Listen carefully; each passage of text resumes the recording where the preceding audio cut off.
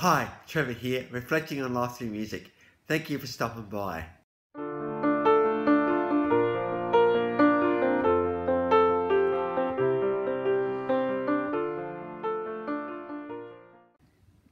Well, come in again. You're very, very welcome. I trust you enjoyed my last video on Good Charlotte, and through this song, I Don't Want to Be in Love, or Dance Floor Anthem, we looked at taking each other for granted. So trust your channel, that one encouraging. We're going from there to 1993 in Madison, Wisconsin. Duke Erickson, Steve Marker and Butch Vig had kind of been doing the music scene for a while. I thought, we actually want to do something a bit new here. We've actually got a few different ideas in this kind of alternate rock, electronic rock and post-grunge era. We've been doing some work from other guys. I reckon we want to do some stuff ourselves.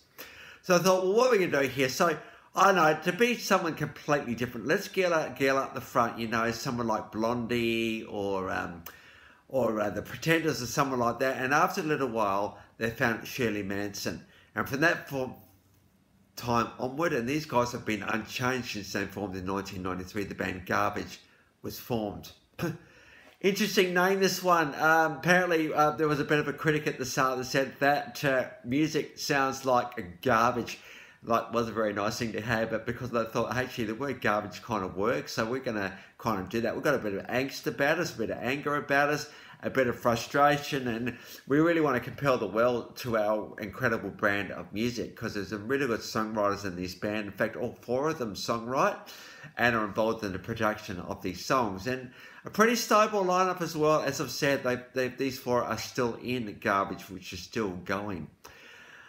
And so it was around 1995 that the self-titled album Garbage came out, and there's some really, really cool songs on that, and I'll probably one I want to focus on in particular, but there's a bit of a theme through this album. Let's start with Stupid Girl off that 1995 album Garbage. This girl, interesting lyrics, these ones. She doesn't care about anything. She doesn't care about anybody else. She just doesn't care about anything, period. And so Garbage would argue, stupid girl. It's only going to be a matter of a time before your not caring comes back to haunt you and people won't care about you. But I think this raises an interesting issue around this thing called ambivalence today. That is, you know, you're not red, you're not hot, you're not cold, you're kind of in the middle. You know, we can be ambivalent about some things, you know, think, oh, I don't really need to know about that thing. Or we can be ambivalent about everything.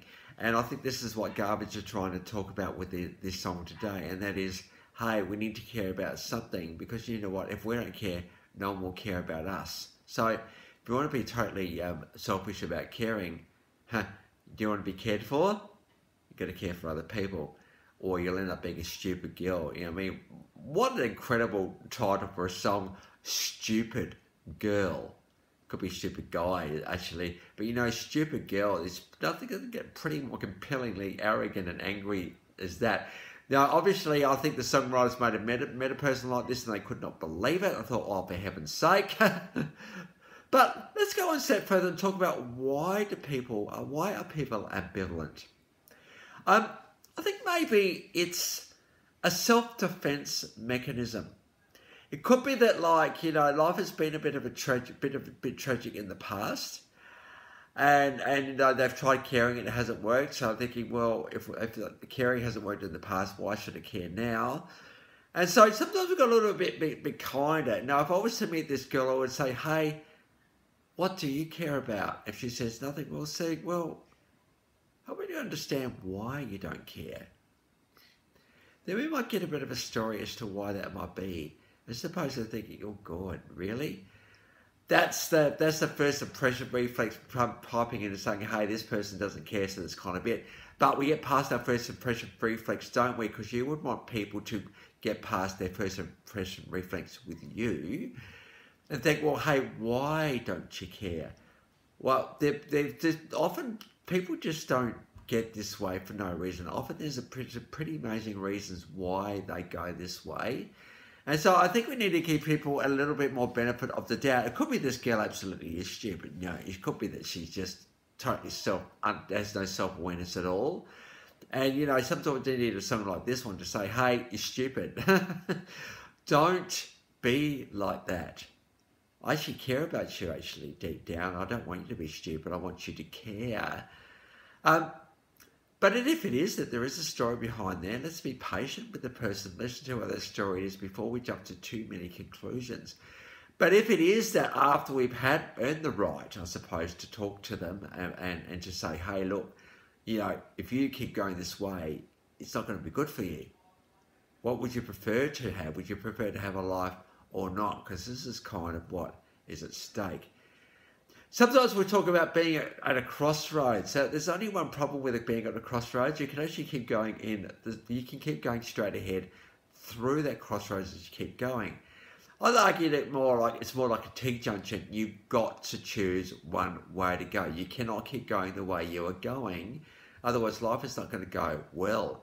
Sometimes you need a friend who's brave enough to actually say, hey, look, you're being stupid here. And then you say, oh, right. Or you think about interventions. Was it How I Met Your Mother that they would have an intervention with the person because something needs to be said? I think Friends, in fact, all the Friends shows have these kind of moments where you need to say something before it's too late.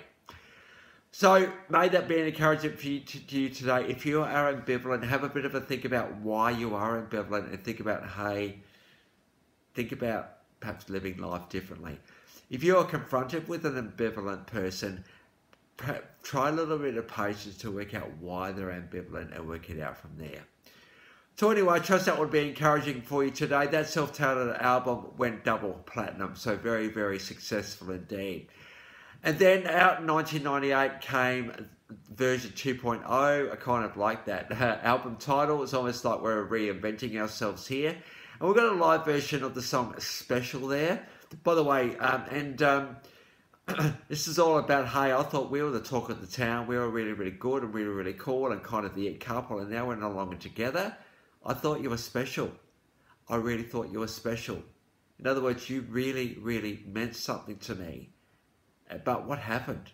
I don't understand it. So we've got a live version of Special from version 2.0. And then in 1999, there it is, James Bond movie, The World Is Not Enough. This one had Pierce Brosnan in it. This was a bit of a weird story, this one. This is a girl that was leading on MI5, pretending to be the victim, was in fact calling shots behind the scenes. And for her, the world truly was not enough. And there's something good to actually be able to say to the world, hey, you know, this is what I want the world to be, and try and get it in a way that's not going to step on people's toes, because people need to know what you think and believe about things.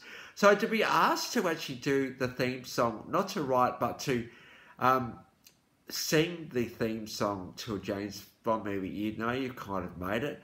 And Shirley did an absolutely amazing job delivering the lead vocal on that song. So we've got the opening James Bond clip of that one. If you want to look at a live version or perhaps the official clip, feel free to have a look at that one yourself. And then in 2001 came out Beautiful Garbage, something about that album title as well, Beautiful Garbage. Garbage normally isn't beautiful, but you know, these guys have kind of transformed that name into something quite amazing with their angst and Shirley's incredible vocals and the very, very tight music behind them. So Androgyny is a live version of this particular album. Why can't we all just get along? What a great question.